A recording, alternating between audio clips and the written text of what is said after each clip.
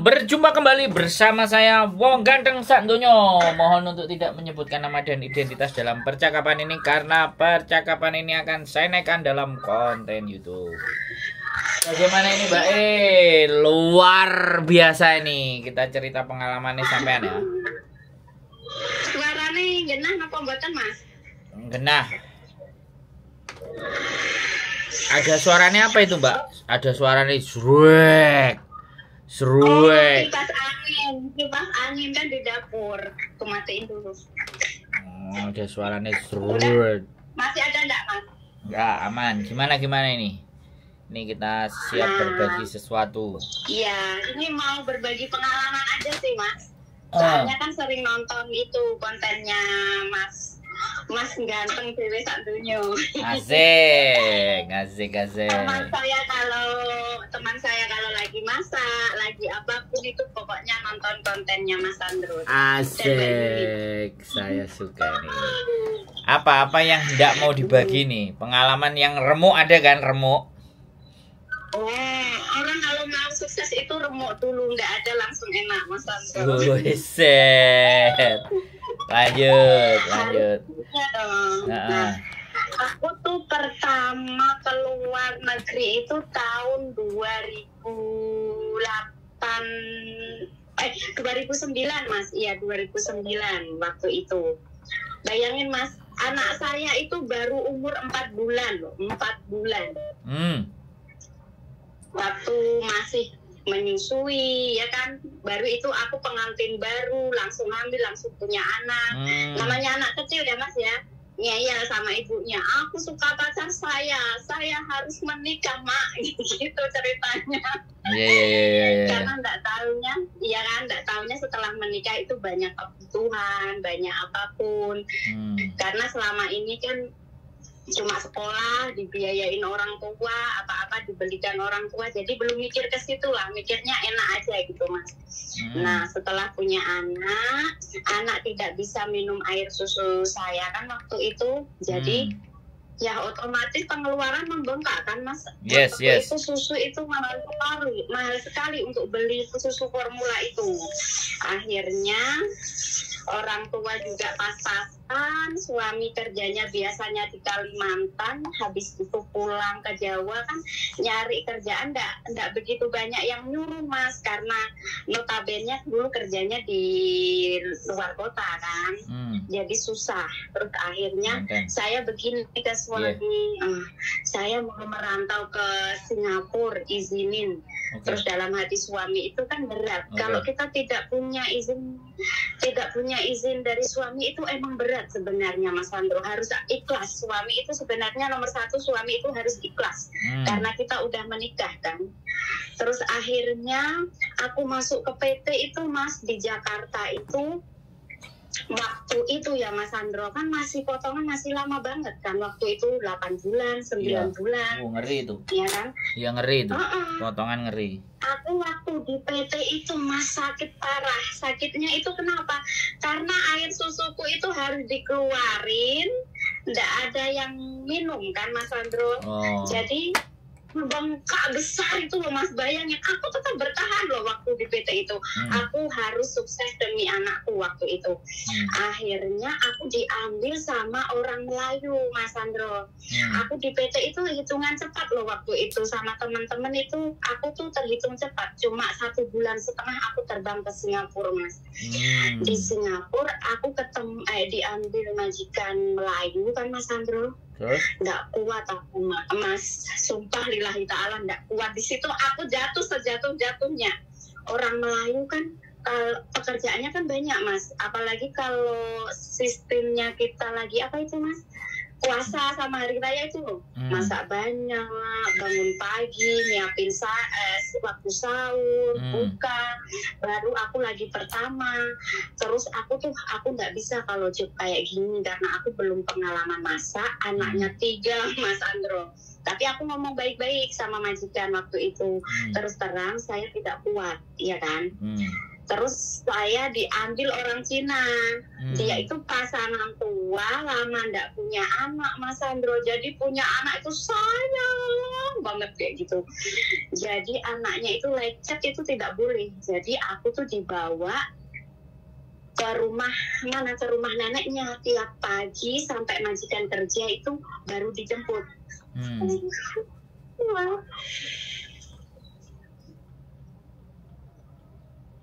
Terus habis itu potongan aku ditambah 1,5 bulan dari 8 bulan jadi 9 bulan setengah, Mas Sandro. Bayangin, cuma sisa gaji waktu itu $10 itu kalau uang Indonesia kan cuma nggak sampai 100.000, Mas Sandro waktu dulu. Cuma berapa? 80.000 ya waktu tahun itu. Uang Singapura loh itu masih sisa $10 1 bulan, 9 bulan setengah, bayangin Mas. 9 bulan setengah, duitnya cuma $10. $10, bayangin Mas Sandro itu waktu 2009. Bisa nggak untuk ngasih anak susu, bisa nggak waktu itu?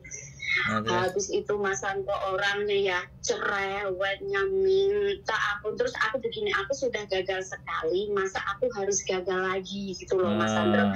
Terus aku bertahan, terus akan waktu itu nggak boleh pegang HP Mas Sandro, nggak kayak sekarang ini enak loh para TKW itu Mas, nggak boleh pegang HP, terus kerjanya nggak ada libur waktu di Singapura itu Mas. Kerja itu dari pagi sampai waktu dulu itu aku dari jam 1 malam baru bisa istirahat. Soalnya apa Mas? Jam 7 majikanku itu datang dari kerja, jemput aku di rumah nenek kan, makan di situ, terus nyampe rumah kan jam 9 malam. Itu aku tuh bersihin rumahnya majikan Mas Sandro.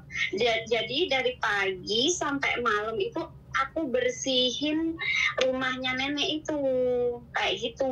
Jadi kalau udah balik malam ke rumah, aku bersih sampai jam 1. Aku jaga baby loh Mas Sandro. Bayangin waktu itu bayinya umur belum 1 tahun loh. Kerja ngurus bayi, gaji nggak ditambahin. Zaman dulu itu cuma $330, sisa $10 Mas Sandro. Bayangin, aku tuh ya kalau teringat itu Masya Allah rintangan tuh. Terus habis itu kan dikasih $10 itu aku tuh kutabung Mas Sandro, karena nggak ada libur kan. Baru kukirim ke anakku itu pertama kali tuh bisa belikan orang tuaku HP Nokia yang kayak BlackBerry itu loh Mas Sandro, yang apa itu, biar aku bisa telepon anakku kan waktu itu. Terus waktu udah selesai potongan pokoknya aku udah bisa. Terus waktu itu pokoknya aku nggak menyerah gini, nggak apa-apa lah, maksudnya aku nggak dikasih tambahan. Aku kata suamiku tuh kayak gini waktu aku telepon, aku tuh capek loh kerja 2 rumah tapi gajinya 1. Aku kan bilang kayak gitu ke suami. Terus suami tuh nguatinnya kayak gini, kamu nggak dibayar sekarang, insya Allah nanti entah uangnya itu turun ke kamu sendiri, entah keturunanmu itu pasti ada. Kata suamiku itu kayak gitu Mas Sandro.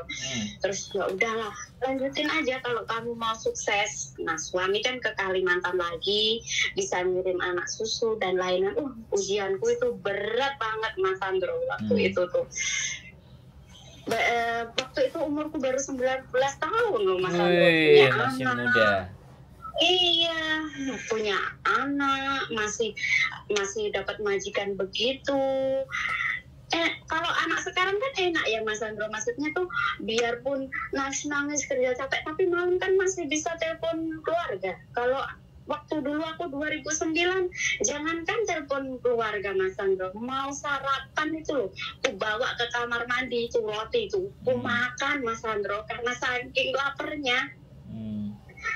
Karena nggak ada istirahatnya di Singapura itu, nggak ada istirahatnya sama sekali. Kita duduk semenit aja, kerjain ini, neneknya tuh kayak gitu. Aku cuma ya mungkin inilah orang di luar negeri tuh kayak gini. nggak boleh menyerah gitu loh Mas Andro. Akhirnya 2 tahun selesai. Nah kontrak kedua Mas Andro, alhamdulillah aku bisa bangun rumah walaupun jelek waktu itu Mas Andro. Karena kan nggak pernah libur kan waktu itu. Tapi majikan ya kayak gitu, tetap sampai aku di situ kontrak kedua masih di rumah nenek waktu itu. Nah, terus aku tuh berdoa sama Tuhan, ya Allah, jika aku tuh sudah capek, tapi aku butuh uang untuk bangun rumah. Bangun rumah kan, apa Mas Andro? Butuh apa? Banyak. Namanya biaya banyak ya. Jadi aku, ya Allah, luluhkan hati majikanku. Nah, di situ nenek sama majikanku tuh baik, Mas Andro. Wah, hebat. Jadi aku tidak dibawa ke sana lagi, aku di rumah. Alhamdulillah. Alhamdulillah. Oh belum, bukan belum. alhamdulillah belum. Aduh. Jangan alhamdulillah dulu. Iya. Nanti itu setelah tidak di rumah, nenek dia hamil lagi di Mas Andro.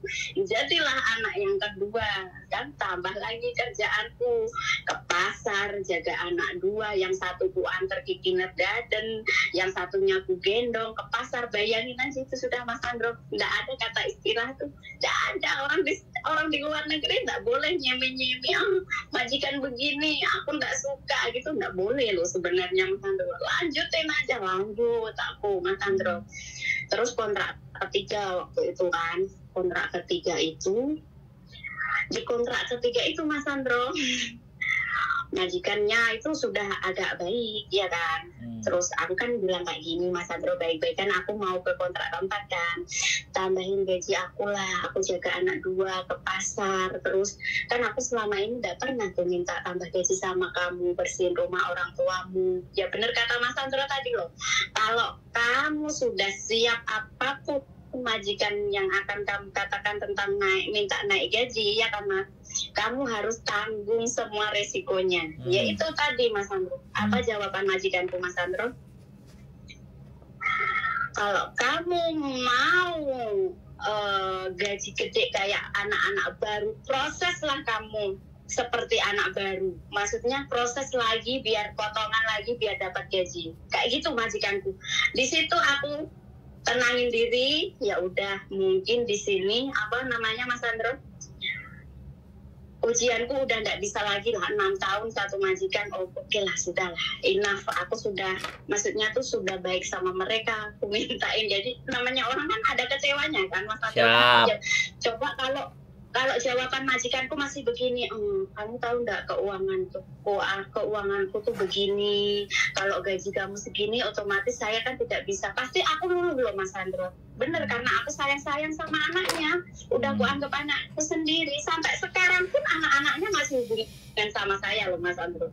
Aku sudah nggak kerja 10 tahun sama mereka tuh, mereka masih panggil aku kakak, kan panggilnya kakak, how are you? Pasti tiap hari masih chattingan sama aku loh Mas Andro, karena aku sayang sama mereka. Biarpun mereka ada pembantu baru, mereka tetap masih ingat sama saya. Soalnya dari kecil sampai soalnya umur sehari dari rumah sakit itu udah aku. Padahal anakku sendiri di Jawa itu Mas Andro nggak pernah aku mandiin. Anak majikanku itu masih ada pusatnya gitu Mas Andro, suruh aku yang mandiin. Aku nggak bisa pun ya udah aku bisa-bisain, karena di luar negeri dia pun nggak bisa, harus bisa. Intinya kan kayak gitu.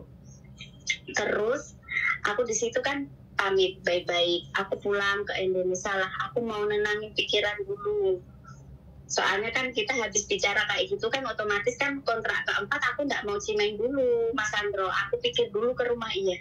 Nah setelah aku nyampe ke Indonesia itu Mas Andro, majikanku tuh nggak telepon aku tapi chatting. Terus? Kamu balik nggak? Kayak gitu. Seakan-akan tuh aku 6 tahun bantu mereka tuh kayak nggak dihargai. Bener nggak Mas Andro? Kalau coba majikanku waktu itu telepon kan Mas Andro, gimana udah nyampe rumah, keluargamu gimana kan kita luluh Mas Andro. Enggak, cuma chatting, kamu balik enggak? Kalau enggak balik aku cari babu lagi loh. Terus aku bilang enggak balik. Terus aku bismillah, aku masukin data itu lewat tanteku yang di Hong Kong, karena tanteku itu udah lama di sini kok. Terus udah kesini aja Nel, dia manggilnya aku kan Nel kan. Iya Aku masukin semua dataku, hari ini aku masukin, besok aku disuruh interview sama majikan ini. Kan biasanya kalau kita interview majikan kan pasti oke lah, aku lihat-lihat dulu ya, aku pikir-pikir dulu ya, kayak gitu kan Mas Andro. Langsung cimeng majikanku Mas Andro, majikan ini cimeng, langsung tanda tangan, aku ambil anak ini, jangan diambil orang lain, kayak gitu Mas Andro. Langsung sama majikanku, setelah itu kan nunggu visa kan, tapi cepet loh waktu itu aku Mas Andro. Turun visa itu 1 bulan kayaknya, nggak lama-lama, maksudnya nggak sampai 2 bulan, kayak sekarang kayak gini tuh enggak loh. Habis interview itu aku 1 bulan langsung terbang loh Mas Andro. Di sini ya, diambil majikanku itu. Tahu nggak aku pulang dari Singapura itu BB ku berapa Mas Andro? Berapa? 36 kilo. Wah. Kecil kayak tulang bulan itu. Majikanku ambil di agent kan di Junwan sini ya. Bilangnya kayak gini, kamu nggak pernah makan ya? Kata majikanku yang di sini tuh. Ya makan lah, cuma ya mungkin karena di Singapura kan tekanan batin harus kuat kan Mas. Jadi ya kita makan banyak pun juga nggak berguna lah, intinya kayak gitu. Masuk, belum keceritain waktu aku di interview itu kan Mas. Di interview majikan yang di Hongkong itu bilangnya di rumah ada nenek kakek ya kan. Terus kameraku itu ada 8 loh. Di dapur 2, di ruang tamu ada 3, terus di kamar saya ada 2, di kamar anak-anak, pokoknya itu totalnya 8. Aku dengerin itu Mas Andro. Terus aku bilang kayak gini, aku di Singapura kayak gitu aja kuat, kenapa aku harus nggak mau, maksudnya orang CCTV kan kalau di pikiranku itu bukan manusia, nggak bisa ngomong waktu itu tuh pikiranku kayak gitu kan Mas Andro. Udah iya, aku ambil aja, yang penting aku nyampe Hongkong waktu itu, aku butuh pekerjaan. Aku butuh pekerjaan, aku butuh butuh uang untuk anakku waktu itu kan Mas Andro. Ya udah aku fly. Karena setelah nyampe rumah majikan itu gimana Mas Andro? Kameranya cuma 1 di depan pintu doang itu, nggak ada yang lain. Nenek kakek juga nggak ada, cuma anaknya 2. Katanya untuk ngetes kamu tuh niat kerja apa enggak sih, gitu tanya majikan tuh. Kayak ya aku ya butuh uang, nyampe sini didudukin, aku dibilangin makanan yang di lemari ini semuanya boleh kamu makan, pokoknya yang aku makan gak kamu makan, asal kamu kan gak makan babi, jangan makan babi ya. Ya, itu minuman semua segala ada, dari Sprite, Coca-Cola, semua ada. Terus di kulkas itu dibuka semua Mas Andro, makanan yang di kulkas ini semuanya boleh makan katanya. Mungkin lihat tulang, aku tinggal tulang aja kali ya Mas. Terus habis itu jangan takut, nanti Bobo sama Mama itu kesini, cuma nggak tidur kesini. Maksudnya tuh kayak gitu, cuma bantuin kamu aja ngeliatin baby kayak gitu kan. Terus ya udah nggak apa-apa, orang dari dulu aku di tempatnya nenek kan Mas Andro. Terus habis itu neneknya itu ya siang-siang aku habis makan kan, aku kan mainan HP waktu itu kan boleh, kata orangnya boleh mainan HP asal semua pekerjaan udah selesai. Aku waktu mainan HP itu neneknya tuh bilang kayak gini, nggak usah mainan HP, sana tidur loh kalau capek. Kan sontak aku tuh kayak bilang kayak gimana ya Mas Andro, zaman segini majikan nyuruh aku tidur kan. Nah tidur, ya udahlah taruh HP ku, aku tidur lah 2 jam. Anaknya bangun, aku juga bangun. Jadi neneknya itu lihat YouTube aja dia sendiri mainan HP-nya, nyuruh aku tidur. Ya udahlah, sampai sekarang aku kalau siang itu tidur. Cuma kalau ada majikanku tuh aku masih sungkan ya Mas Andro. Aku kira majikanku tuh nggak suka. Yang pertama kita kan boleh seudon kan, mungkin mbahnya ngasih, majikan nggak ngasih ya. Majikanku cowok waktu itu tuh di rumah mungkin sakit apa-apa ya. Aku tuh kan ngantuk banget, orang siang kan biasa tidur kan Mas Andro, mainan HP itu sampai kucek-kucek mataku. Terus kata singsangku kayak gini, Cece kamu ngapain di situ, kan baby tidur. Itu mainan HP, kata aku kan kayak gitu. Sana tidur lah, Katanya kalau capek itu tidur, kalau udah kerjaan selesai ya udahlah tidur, dikasih lampu hijau kan Mas Andro. Jadi sekarang itu alhamdulillah Mas Andro ya, tiap tahun dikasih. Kan kalau orang sini kan biasanya habis kontrak itu baru tambah gaji kan. Kalau majikanku itu enggak Mas Andro, tiap tahun baru aku naik gaji, biarpun enggak banyak tapi naik gaji tiap tahun. Jadi tiap tahun itu aku dikasih gaji ya kan. Terus kemarin itu kan aku tanya-tanya soal apa itu Mas Andro, long service kan. Katanya emang kalau di sini lama itu dapat long service ya, kataku ke majikan kan.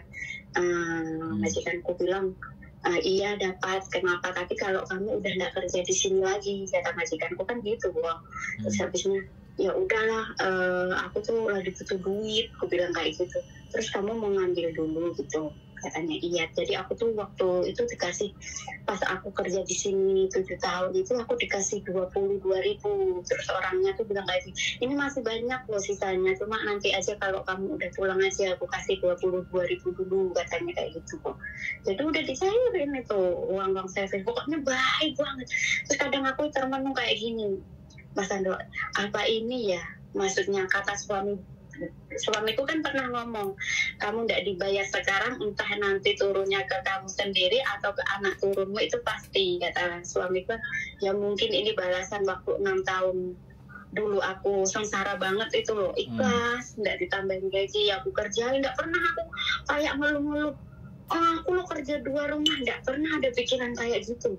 Malah di pikiranku rumah nenek harus bersih, rumah majikan juga harus bersih, kayak gitu kok dulu pikiranku. Nggak kayak orang-orang sekarang itu dikit-dikit di jobnya itu begini, kok harus begini, kayak gitu. Enggak loh pikiranku waktu dulu tuh.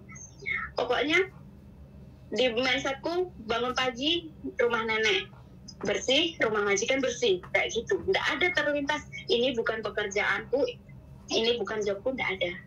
Ya aku metiknya alhamdulillah emang di Hongkong sini kok gitu. Bener, Tuhan itu adil, bener, enggak usah takut. Maksudnya kita bantu orang, kita bersihin itu enggak ada gajinya, enggak ada tambahnya, enggak usah takut. Insya Allah pasti itu akan terbayar, entah nanti, entah anak kita nanti dapat kerjaan bagus, kita enggak tahu loh kok semua itu. Kayak gitu aku mikirnya. Nggak perlu harus kita ngerjain sekarang kita dapat bayaran semua. Yang terpenting itu kalau menurut aku ya, karena aku udah jalanin ya, gaji dipenuhi, maksudnya standarnya di kontrak itu, terus majikan tidak mukul. Kalau cuma mulut itu ya udah lah, biarin aja kayak gitu. Karena manusia kan bisanya ngomong, kalau nggak ngomong ya bukan manusia kan, kok hewan kan, langsung mukul, langsung makan kan, ya enggak kayak gitu. Kalau aku prinsipnya sih kayak gitu, nggak tahu kalau orang lain. 6 tahun ya, 6 tahun di Singapura. Ya jangan kita tinggal PJJ ya. Iya jadi sama hal kosong. PJJ ya men. Tapi le. Oke. Terus habis itu kok 6 tahun di Singapura. 6 tahun di Singapura dan sekarang di Hong Kong. Di Hong Kong udah mau 10 tahun, nanti disuruh tambah lagi 2 tahun sama majikan. Anaknya enggak mau ketinggal kok. 10 tahun. Ini. Iyalah, kan tahun ini aku 10 tahun nanti Desember. Gila. 10 tahun satu majikan. Pokoknya harus ikhlas lah. Maksudnya tuh kalau orang itu maksudnya tuh udah ada majikan yang 100% itu baik sama kita. Mungkin ya majikanku tuh juga ada buruknya, cuma tuh tidak banyak. Intinya tuh kayak gitulah kok. Cuma orang tuh nggak ada yang sempurna kalau kita mau sukses. Alhamdulillah aku waktu di Singapura biarpun majikan jahat aku dapat rumah. Bukan sombong ya ini kok. Maksudnya kita itu kerja kan kita nyari apa kok? Nyari uang, nyari biar ekonomi kita ekonomi kita baik kan. Di Hong Kong ini ya kok ya aku berkah banget. Mungkin karena aku sabarku di Singapura waktu dulu gaji sedikit itu udah cuma dapat rumah kok. Aku 6 tahun itu baru rumahnya itu masih belum diplaster, belum di keramik itu loh kok. Karena gajinya cuma 3.300.000 $330 waktu dolar dulu 6.000 apa 7.000 kan cuma 2 juta berapa itu kok waktu dulu itu 6 tahun kan. Nah di Hong Kong ini ya kok alhamdulillah gaji alhamdulillah lebih dari yang lain ya. Jadi aku di sini tuh kok dapat sawah itu 3 tempat. Alhamdulillah bisa bikinin rumah anak lagi. Maksudnya ini untuk motivasi teman-teman, bukan pamer ya kok ya. Terus aku udah bisa beli kendaraan buat usaha. Ya, maksudnya tuh berkah. Maksudnya jangan ngeluh. Kalau kita dapat majikan cerewet atau jahat, kita jangan langsung mengeluh. Aku nggak suka. Ditanamin aja. Ini mungkin awal aku sukses. Ini awal aku harus kuat dulu. Nggak mungkin kita langsung ke atas itu, nggak mungkin. Jalanin dulu yang itu. Kalau emang dipukul, kalau emang sama majikan dipukul atau itu baru kita bertindak. Kalau cuma diomongin kamu goblok lah, kamu nggak bisa bersin, ya udah jalanin aja selama dia tidak ngulangin kamu, jalanin aja kayak gitu. Kalau aku itu kok ya positif, nggak tahu kalau orang lain positif ting kayak gitu harus. Nah bener karena orang-orang sekarang tuh melihatnya yang udah lama itu kayak gini loh, dia sudah bisa beli gini enak, tapi nggak tahu cerita di belakangnya itu kayak apa kan kok. Nggak tahu loh yang aku alami kayak gini kan orang lihatnya, oh itu kalau orang di kampung itu TKW di Hong Kong itu pantesan aja TKW Hong Kong bisa beli sawah, bisa bikin rumah, bisa beli apa, bisa beli tanah kayak gitu. Terus kan gajinya gede kan, mereka nggak tahu awal mulanya aku tuh merintis itu seperti apa kan. Sekarang tinggal enaknya. Nah tinggal enaknya itu kan kata suami, udahlah kita sudah cukup, cuma majikan kan minta tolong kan kok kemarin. Itulah sampai tunggu anakku agak gede, yang kecil ini kan masih kelas 2 SD dan maksudnya bosku tuh tambah 2 tahun lagi dia kan udah agak gede. Nah sekarang loh pokoknya kemarin tuh mau tahun baru tanggal 31 itu dia itu nangis terus. Nah kita kan bingung ngapain dia nangis kan, enggak kita pukul, enggak kita marahin. Ibunya itu juga bingung kenapa. Ternyata dia itu sudah bisa ngitung tahun kok. Katanya kayak gini, kan mau tahun baru berarti Cece kan udah mau habis kontrak. Enggak tahu ini kenapa di kepala aku tuh mikir Cece mau pulang terus aku itu gimana mah kayak gitu. Coba kita nggak sayang sama dia, apa dia kayak gitu kok. Jadi sama majikan bisa nggak bisa, minta tolong, bilang sama suamimu tambah kontrak lagi lah 1 kali katanya kayak gitu. Tapi nanti ini kok yang masuk keluarga ini pasti orangnya beruntung dan pasti dia sudah melewati berbagai rintangan yang dia datang. Ya belum tentu, belum tentu juga Mbak, belum tentu juga. Iya sih, kita mikirnya ya kan? Mungkin dia hoki. Cuma kebanyakan pasti sudah pernah mengalami yang majikan jahat lah, apalah. Jadi ketemu ini tuh enak aja gitu kok. Biarpun apa enak aja. Soalnya di sini makanan full, apapun boleh belanja itu kok nggak pernah minta ansip. Jadi percaya 100%. Jadi aku juga harus memegang gini, dia sudah percaya sama aku, jangan sebenang-benang gitu loh kok. Kan kadang ada yang udah dipercayain belanja ini, tapi tetap saya tulis kok. Listriknya juga tetap saya kumpulin sewaktu-waktu jikala ada kala orangnya tanya kan ada gitu loh kok. Tapi selama 10 tahun ini nggak pernah tanya ini berapa. Pokoknya setiap kali Sinsang tidak ada uang buat belanja kasih, Sinsang tidak ada uang belanja buat kasih gitu. Jadi aku mau makan bakso pun ya aku catat kok, bakso berapa harganya di situ ya catat. Jadi sekarang kok aku tuh dari pagi sampai jam 5 sore aku kan sendirian di rumah sekarang kok.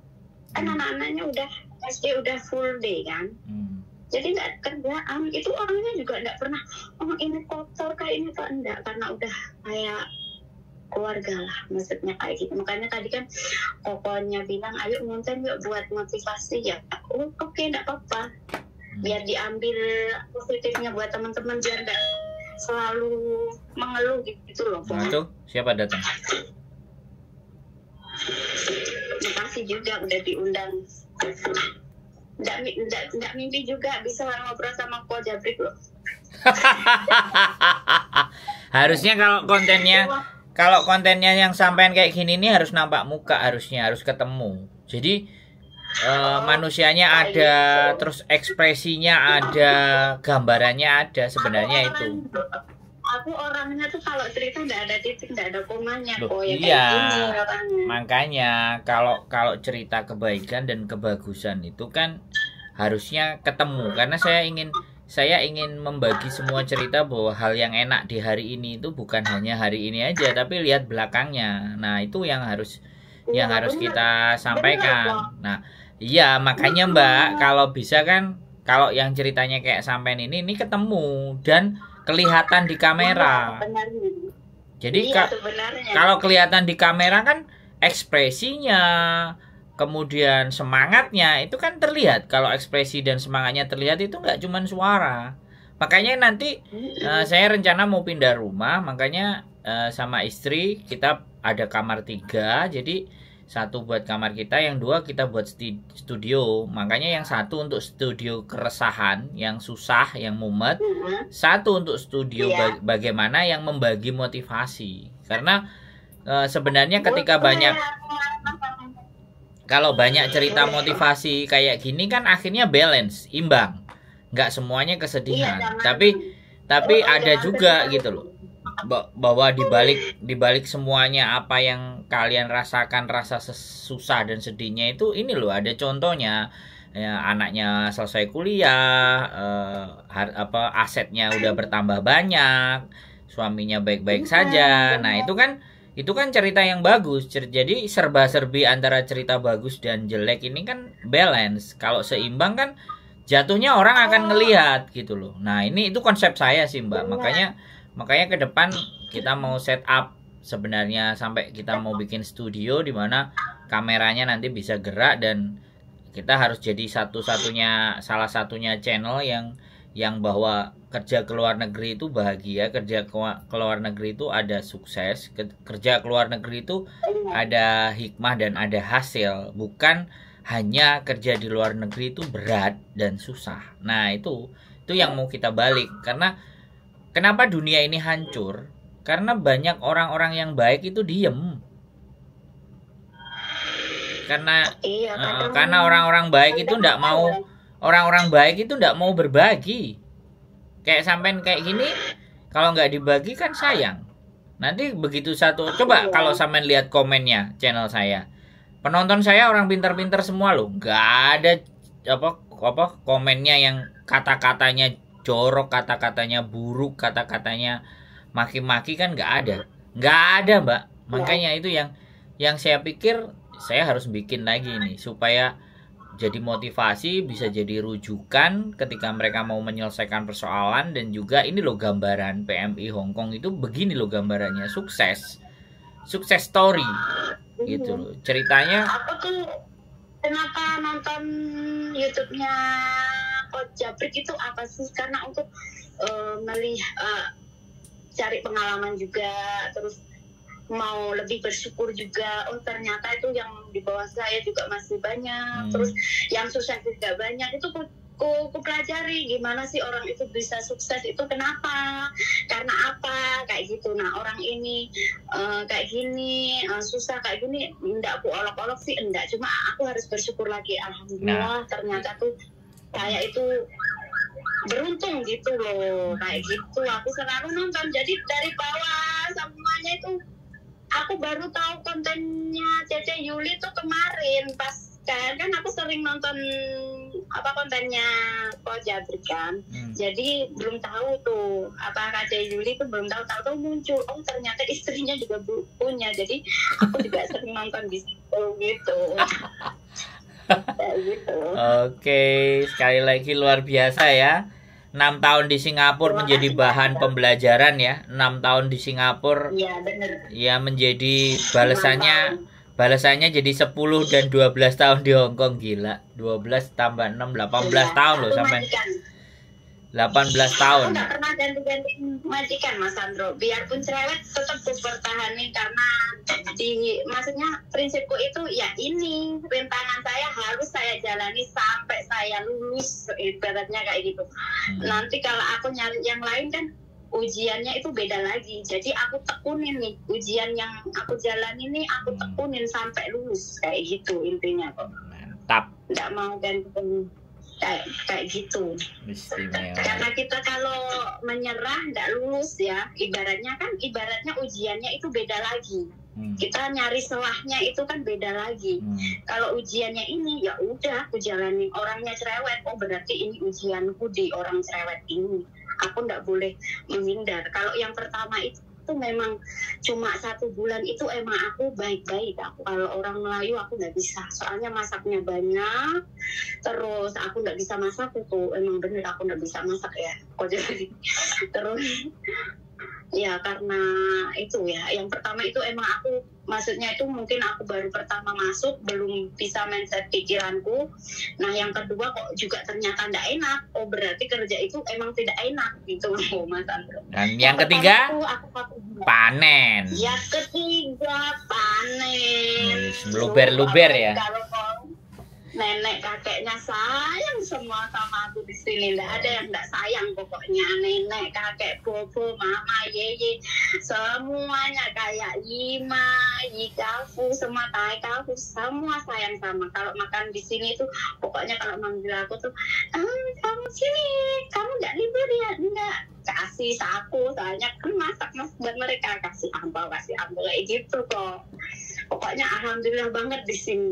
Aku tuh mikirnya alhamdulillah nanti yang dapat majikan ini insya Allah enak.